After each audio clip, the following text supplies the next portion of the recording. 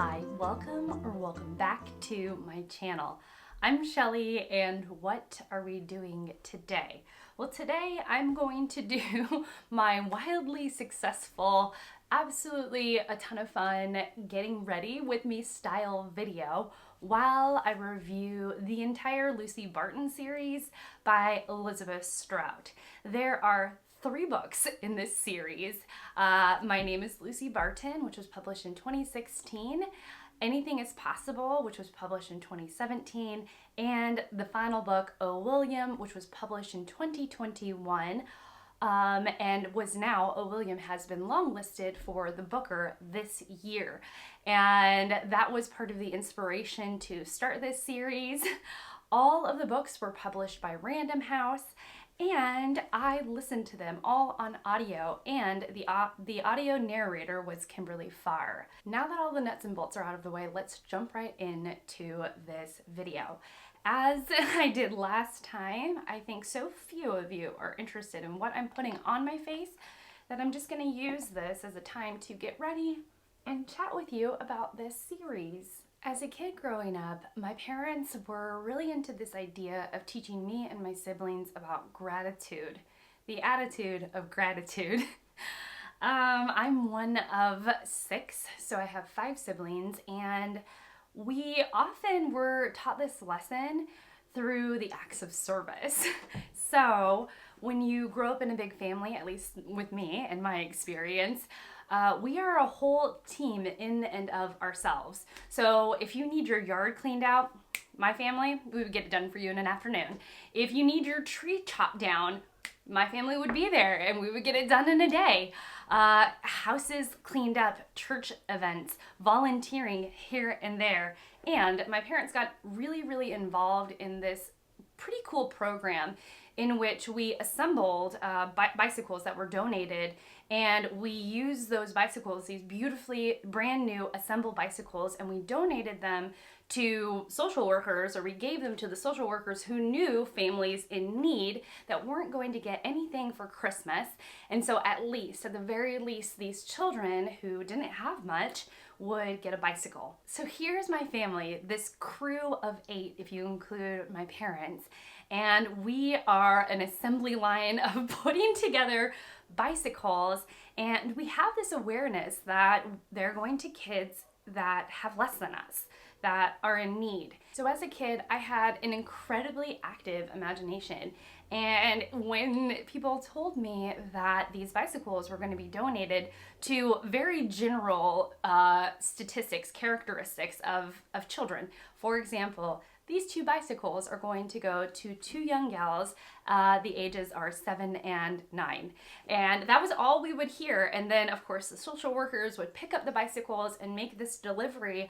And we were the team on the back end just putting them together. And so there was this disconnect between who we were building the bicycles for and who those children actually were. And so when there is a disconnect, when there is a blank space, my mind immediately starts to fill it up. My questions were like, who are these young people? What kind of circumstances would lead them to a place where they're not going to get Christmas presents this year? What kind of life are they living? What are their parents like? And then my mind would just explode from there, all of these different avenues of who these kids were and what kind of life they are leading that is either like mine or different from mine. My curiosity still often runs away with me. I am so curious about the inner lives of others and their circumstances and their stories and their backgrounds. This is actually probably one of the reasons why I read as much as I do, and I read the literature that I do. I am just so curious. And so, interestingly, as I started reading the Lucy Barton series, I'm bringing it back around. So as I started reading the Lucy Barton series, I realized that Lucy Barton is somebody that did grow up in abject poverty. She would have been one of the families that couldn't afford Christmas gifts, and would be one of the families that would be qualified to receive a bicycle for the kids in their family because their parents couldn't afford anything else. That's who Lucy Barton is, but that's not where we meet her. I'm gonna put on some blush. We meet Lucy Barton not as a child, but as an adult. She is a mother of two and married, and she is recovering from a relatively simple surgery. And she makes this really big deal about her mother coming to visit her. Lucy Barton, in a very quiet way, starts to reveal things about her life. She explores the tumultuous and difficult relationship that she's had with her town in Amuse, Illinois, which is a very, very small town that has a lot of gossip in it. And her family is one of the families that is gossiped about, partly because they live in abject poverty and their family has some mental health issues that are not being addressed, and there is abuse in the house. And we don't really know that about Lucy, and it's only slowly revealed to us as she is exploring this situation in which she is in the hospital and her mother comes to visit her, and she's wondering, why is this so important? Why is it that my mother being here means so much to me? And I feel like you go down this road where Lucy is trying to understand the effects of abject poverty, the effects of living in a small town and getting out, and what that is and what that means. And so interestingly, if we go back to when I was a child thinking about bicycles and who would get these bicycles, for me, I had almost like a skeletal idea of the child who would get a bicycle like this. And then as I became a teacher, maybe that skeletal idea took a different form.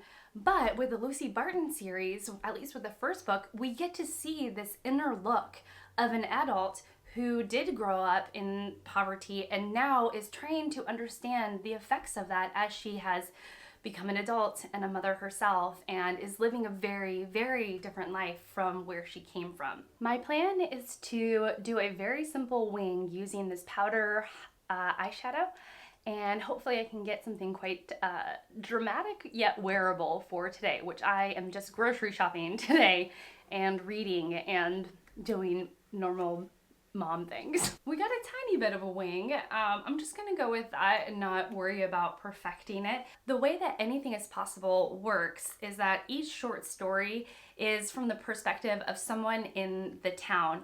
And while they are telling their own story, they're also in a lot of ways touching on the Barton family and illuminating who the Barton family is and who Lucy Barton is to this small town of Amuse, Illinois, where literally everybody knows everybody else's business. But then one of the themes in this Lucy Barton series is, how can we really know oneself and how can we really know another person? Can we really know fully another person, and can we really know fully ourselves? Anything is Possible was a really satisfying read in a lot of ways, partly because you as a reader find out what happens to Lucy Barton, and some of the pieces are really put together of who she is, who her family was, and you get more of an idea of the town. And I think one of my favorite things about it was that you get this sense that this small town, everybody's in everybody's business, but it's not done in a cliche way. It's done in a way that feels really honest and feels very, sometimes a little bit gritty, and sometimes you want to look away because it's not nice things that they're exploring. But ultimately, it feels like an accurate representation, or at least an honest representation of what a small town is like. And I really enjoyed that. Now, not every story was super strong. I would say the very, very first story is the strongest. And then there is a bit of an unevenness with the stories, but I think that that's how it goes with short stories.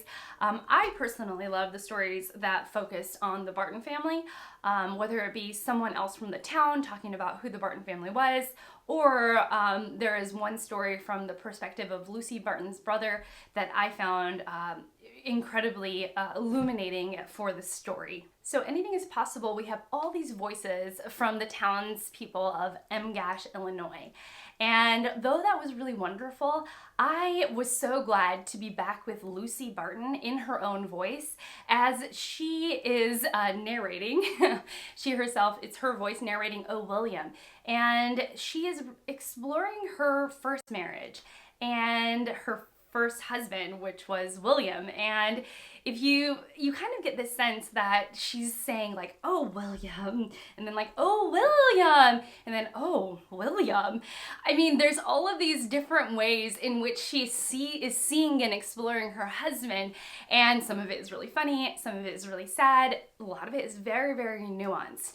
And so here's the deal with William. So William is this like really strong, very confident person. He's got a presence about him, and he grew up with money and in comfort. And that's not Lucy Barton's life. And so when she meets him, I think in a lot of ways he gives her a sense of power and stability, but he also gives her a lot of insecurity. He grew up with his mother, and in the first novel, his mother, Catherine, makes this sort of offhanded remark about Lucy Barton. She's like, hi, this is Lucy Barton, and she comes from nothing. And you realize that phrase in and of itself, among other things, among other small details that were planted in the first book, are explored. And what once first seems like a slight to Lucy Barton being introduced as somebody who came from nothing, you realize to Catherine throughout the novel of O. William that statement is a lot more layered. It's a lot more nuanced than an offhanded slight to her daughter-in-law, or her then daughter-in-law, Lucy Barton.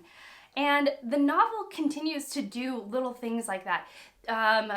Elizabeth Strout takes a word or a phrase or a small little snippet from the first book or the second book, and she gives it life and nuance and complication in O. William.